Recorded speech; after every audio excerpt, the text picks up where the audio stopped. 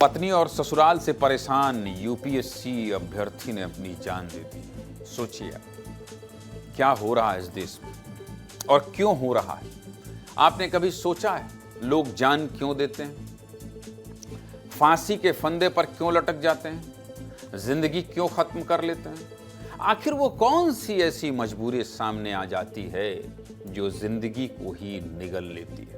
इंसान जान तब देता है जब उसके अपने, उसका परिवार उसका साथ छोड़ देता है। और उज्जैन से एक ऐसी ही खबर सामने आई है जहां पारिवारिक कलह से परेशान होकर पति ने फांसी लगा ली है, अपनी जान दे दी। देखिए, बहुत दुखद खबर है। उज्जैन में यूपीएससी की तैयारी कर रहे युवक ने फांसी लगाकर अपनी जान दी। फांसी लगाने से पहले मृतक राहुल ने 12 पन्नों का सुसाइड नोट लिखा है, जिसमें राहुल ने पत्नी, सास और ससुर पर गंभीर आरोप लगाए। राहुल ने सुसाइड नोट में लिखा है कि उसकी आत्महत्या के पीछे उनकी पत्नी, सास और ससुर जिम्मेदार। 12 पन्नों के सुसाइड नोट को देखकर ऐसा लग रहा है कि राहुल शादी के बाद से तनाव में था।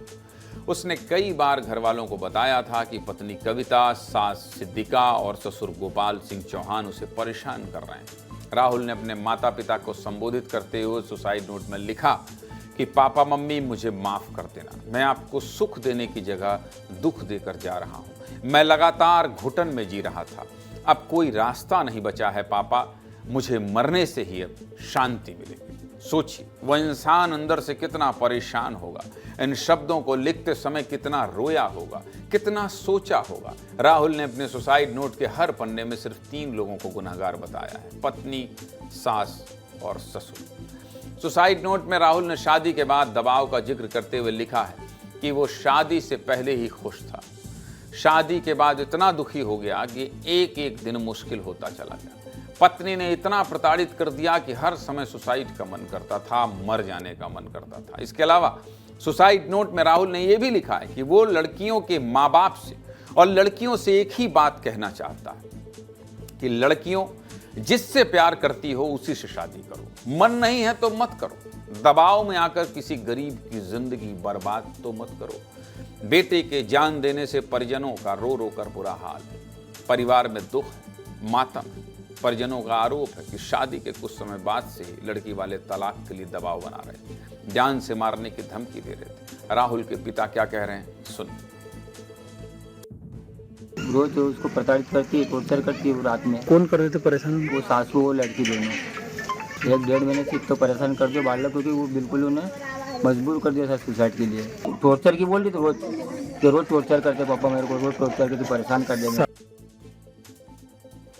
वहीं इस पूरे मामले में पुलिस का कहना है कि सुसाइड नोट के आधार पर मामले की जांच की जा रही है। इस पूरे मामले पर पुलिस क्या कह रही, सुनिए।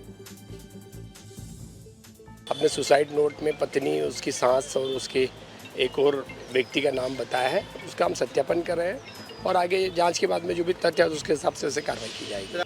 अब इसमें अपन कुछ कह नहीं सकते कि जो व्यक्ति सुसाइड करता है उसकी मनोस्थिति पे क्या असर होता है और वो क्या सोच रहा होता है। अब वो तो जांच के बाद और जो भी तथ्य आएंगे उसके हिसाब से स्पष्टता और क्लियर हो जाएगी। सीधे मुद्दे की बात यही है कि मैं हमेशा कहता हूं कि इंसान की जान इतनी सस्ती नहीं। हालात कैसे भी हों, आत्महत्या उसका समाधान नहीं है। इसलिए मैं तो यही कहूंगा, भगवान में विश्वास रखिए, अच्छे कर्म कीजिए, एक ना एक दिन सब सही हो जाएगा। संवाद कीजिए, जब भी गुस्सा आए थोड़ा शांत हो जाइए। ठंडे दिमाग से जो आपकी जिंदगी में बेहतर पहलू हैं उनके बारे में सोचिए। किसी इंसान से आपके रिश्ते हैं तो सिर्फ खराब ही तो नहीं हो सकते हैं ना। कुछ तो ऐसे पहलू होंगे जो बेहतर होंगे, जिसने आपको ताकत दी होगी, जिसने आपको मजबूती दी होगी, जिसने आपको संबल दिया होगा, जिसने आपके जिंदगी के राह आसान किए होंगे। हमेशा बुरे पहलुओं को क्यों सोचते हैं? कभी कभी अच्छे पहलुओं को सोच कर तो देखिए। ईश्वर पर भरोसा रखिए, आपको यही दिखाई देगा कि मेरी जिंदगी बहुत बेहतर है, मैं बहुत अच्छा जीवन जी रहा हूं, बहुत अच्छा जीवन जी रही हूं। इसलिए कोई भी फैसला करने से पहले पैदा करने वाले उन माँ बाप के बारे में जरूर सोचिए, जिन्होंने आपको पैदा किया है, पाल पोस कर बड़ा किया है, इस काबिल बनाया है कि आप अपने माँ बाप का नाम रोशन कर सकें। सोचिए, अगर आप यूपीएससी पास करके कलेक्टर बन गए होते तो इन माँ बाप का क्या नाम हुआ होता है इनके इलाके। लेकिन आज आप जिंदगी की जंग हार गए।